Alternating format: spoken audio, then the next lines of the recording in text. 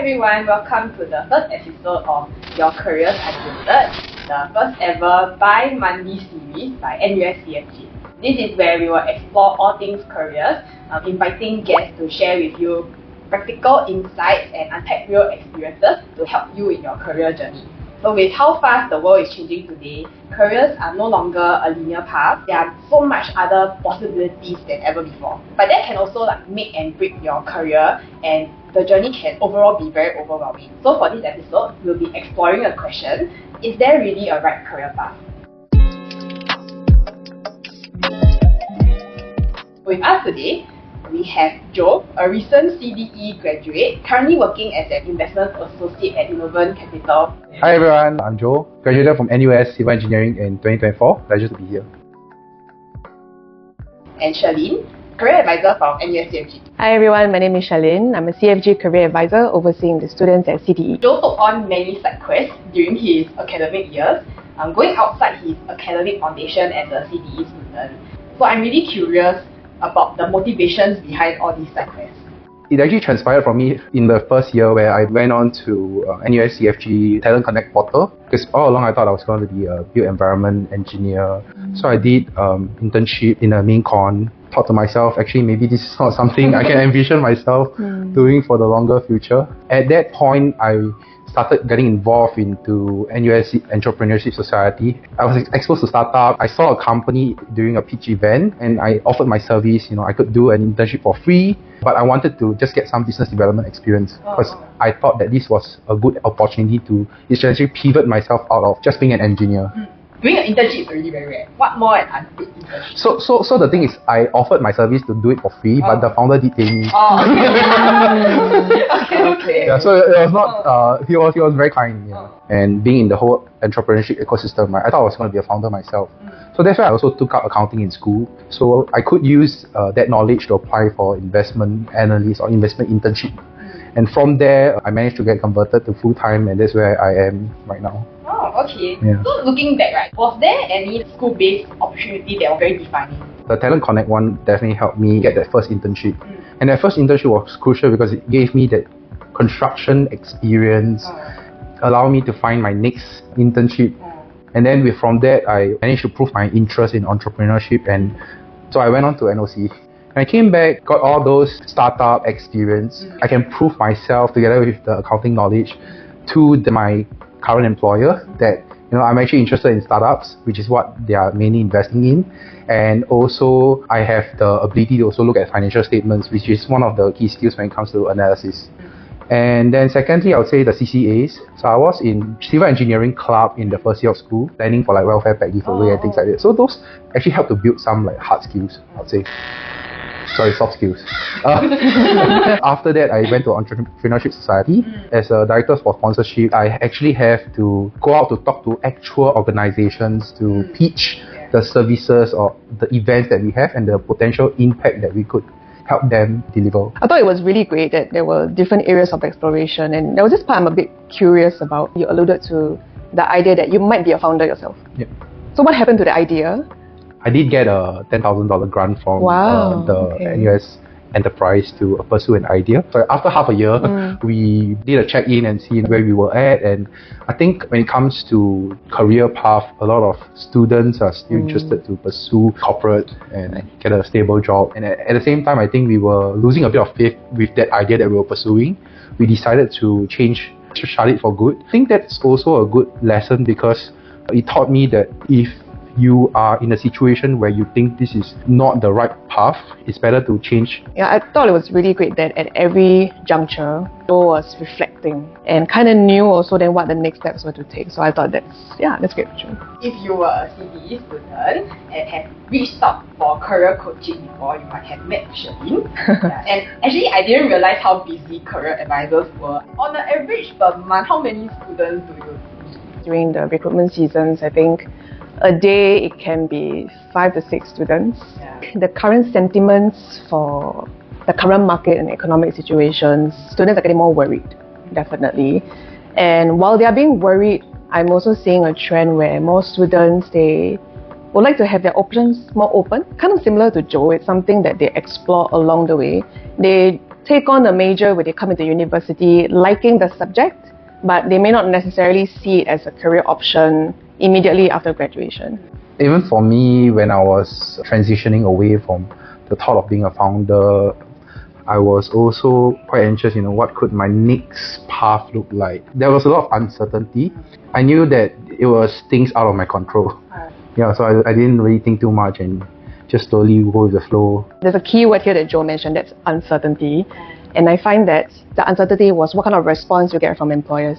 I think nowadays students are gradually opening up to the idea that what you study is not necessarily what you will do in the future. Then that's where they get confused themselves when it comes to what career paths then should they take. Because if the possibilities are endless, then all the more, which one should I choose? What should I pick? What's the correct path or the right choice? To be very frank, from what I'm seeing from the students, right, it's more uncommon to have students that have absolute certainty in what they want to do. They are exploring, then they slowly figure out, maybe I don't want to do this, maybe I don't prefer that, before they land in a position. It's rare for anyone to, wake up in the morning or when you're born, exactly. I know what I want to do. Yeah, I don't think it's very common for people to have their calling in life so easily. It sounds like a lot of the feelings stem from the foundational cause of students navigating uncertainty. What are the other common worries that the students have? Not knowing what they want to do is one aspect of the worry. Not knowing if they can get employed is another aspect of the worry. The students themselves, they consume news, they consume information from online resources, online forums. They hear stories from their seniors, and a lot of negativity can then affect how they think and feel about their own employment chances. But the problem is that they're feeling this way even before trying anything. And I think that it's quite a problem in a sense, because it then leads to a few outcomes. It leads to them delaying the process of job hunting because they feel that it's a bit overwhelming. Or they turn into a professionalistic kind of mentality where they then want to perfect their resumes before they even send out the first application. So it's really about trying. You have to try, and you have to be prepared that you need to change the way we try to. So I think when we marry these two aspects together, it would greatly alleviate a lot of the fear. My thoughts were totally aligned. So when I was applying at every point, it was about keeping an open mind and just applying, because there's no perfect resume, I would say. It's about whether the right employer looked at your resume at the right time and saw the right keywords. Don't fixate yourself to getting a certain job. It makes your life easier. So just now when we were discussing about the fears that the student has, how real is this concern? In terms of the students' concern, is definitely there. I would think that a lot of the internship stacking and side quests and all that, if there are genuine interest and intentional steps to take, I think it's fine. The problem comes when it is fear-driven. And usually when it's fear-based, you burn out a lot quicker. It's not sustainable for you. And then it becomes very difficult for a student to articulate why they took that particular experience. From the employer's perspective, they want to see a few things. A direction from the students, right? They want to see that the students, they understand what they want to do. They want students who are taking out relevant experiences, or at least understand the impact that they are having through the work that they do. And frankly speaking, as a university student, this is just my own view. This 3 to 4 years that you're spending is a wonderful time of your life. And to spend it all just thinking about chalking experiences and stacking everything else, for me, it really feels kind of sad. I agree with you that it's important to take on things intentionally. At the same time, it's okay if you think you have slight interest in a certain angle or career path. You could just try and see if it's something that perhaps you like. It's also important to work on the personality piece and how you communicate with people, rather than just taking on experiences for the sake of taking.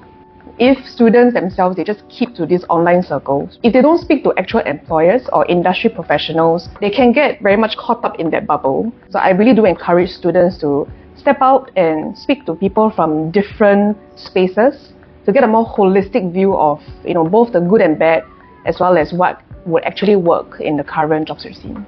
One other trend that we see is that students want to get into maybe the top 3 companies of the industry.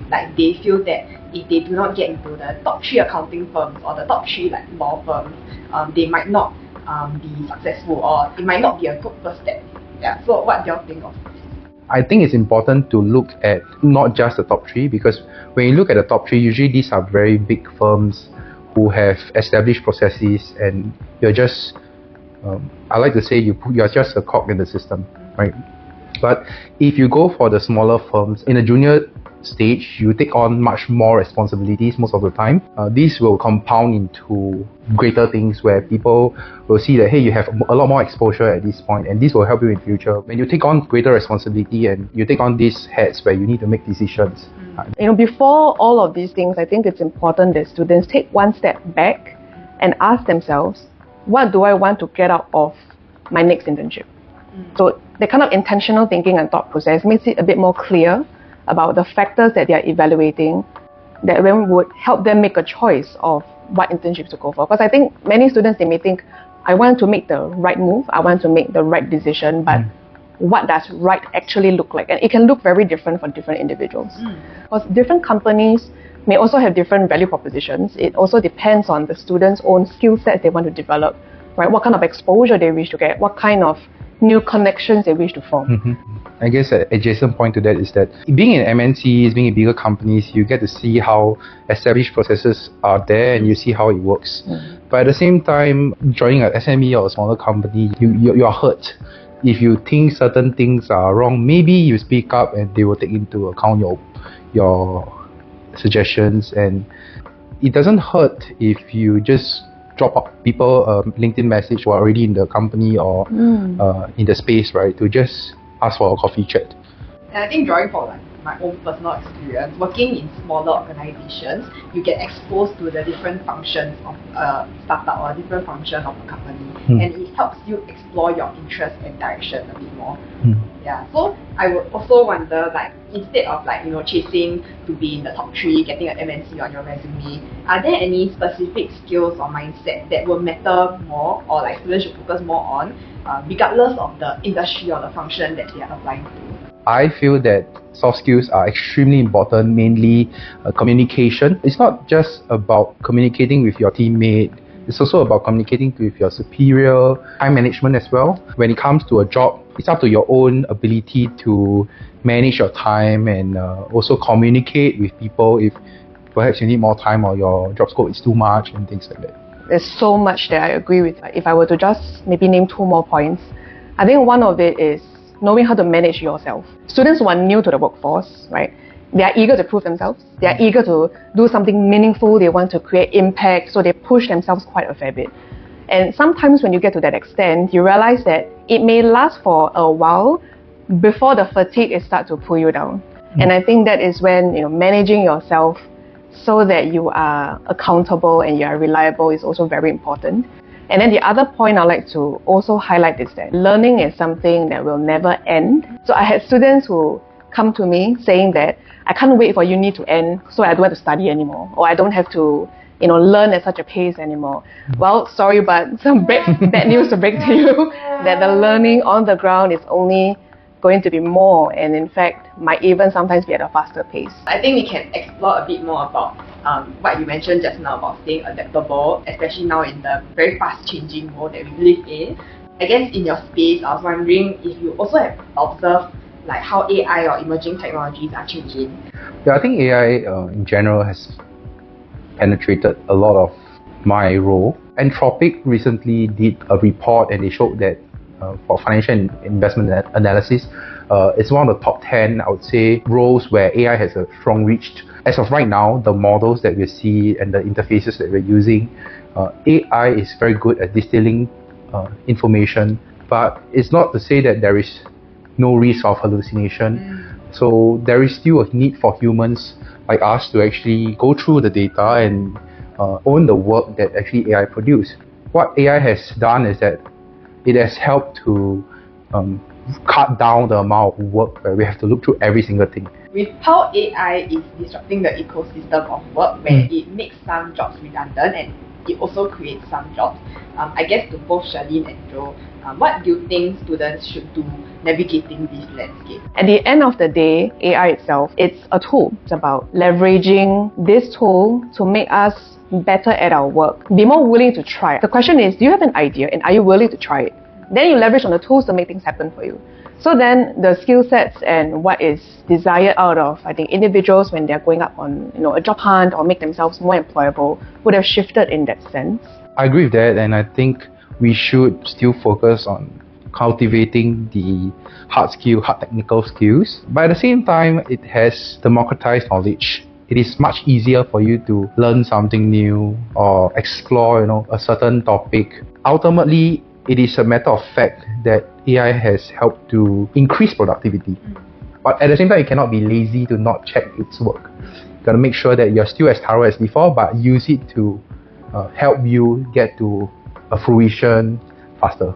So sum this section up, I'm reminded of this quote said by a very famous, successful tech entrepreneur. AI and computers are created by humans, so you shouldn't let what you create control. But if there's no one right path that fits all, how can students move forward without feeling lost all the time? I find that a lot of students can get quite fixated with the idea of what's right and what's good. And they may forget that every individual is different. One, you want to understand where is your curiosity bringing you next. I think that is a factor that a lot of students also forget. And then the second thing is an actual reflection, I think based on their past experiences, right?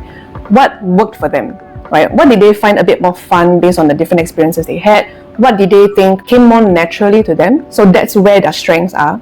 There's also another realm which is just in general the circumstances of your life, right? Maybe there are certain liabilities or just certain things that you have to fulfill based on your own circumstances. So with all these combination, the right answer would look different for everyone, and the right answer can also change over time. Yeah, I think personally, I also took it one step at a time.